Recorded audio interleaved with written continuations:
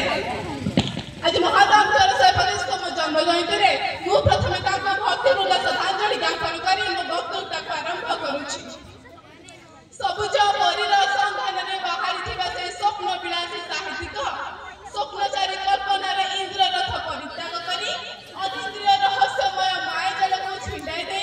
प्रगतिवादर आश्रय करी ए ओडिया जाति ପାଇଁ विद्रोहात्मक कविता और गल्प इत्यादि रचना करी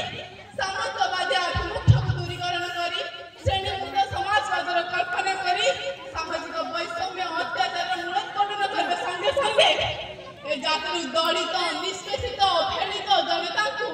धनाढ्य सुविधावादी समाजवादी मानक कबल मुक्त करी एक नूतन सुख समृद्ध समाज गठन करबे आभिमुख्य। साहित्य प्रतिभा थिला रविक रस विचरित भास्कर से वास्तववादी शिल्पी कि से कर्मण्य शिल्पी को प्रश्न दे खाती से धूली और मणिर धूसर रंगर उत्कल रस शिल्पी से सुनाई छंती धूमरकांत उत्कल करुण कंठस्वर आज से कहीं होती ए सारस्वर जगतर रथ सम्राट ए सारस्वर जगतर रथ सम्राट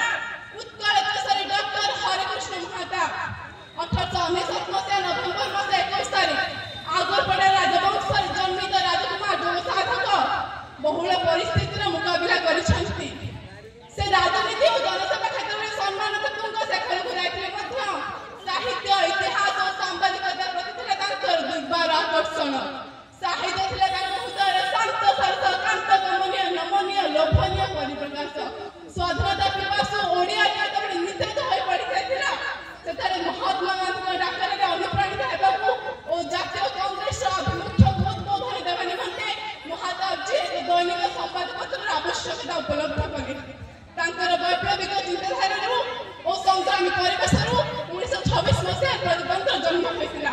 ए प्रजातंत्र रे साहित्य विभाग रूप रस छंद नारी महल मीनबजार इत्यादि रचना करी सुप्त साहित्य प्रतिभा मानक जागृत करिबारे होइतिले सिद्धहस्त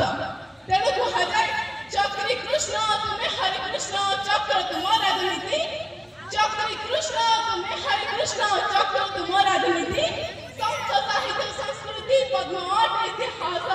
प्रजातंत्र गदाधारी रूपकर परव्यास संत साहित्य संस्कृति पद्म इतिहास प्रजातंत्र गदाधारी रूपकर परव्यास ओडिशार बालक बालिका मानकर विकास निमंते महाताब जी आउ एक अनवद्य कृति थिला मीना मंडली गठन आधुनिक साहित्य विभाग समस्त विभाग को समृद्ध करने निमंते महाताब जी झंकार माध्यम से उद्यम करथिले ता ओडिया साहित्य इतिहास में संग्रह लिपिबद्ध होई रहबो। महाताब जी आउ एक अनवद्य कृति थिला गाम मजलिस ए गाम मजलिस रे ए पल्ली फूल ग्रामवासी मानकर जटिल समस्या समाधान एक होइतिला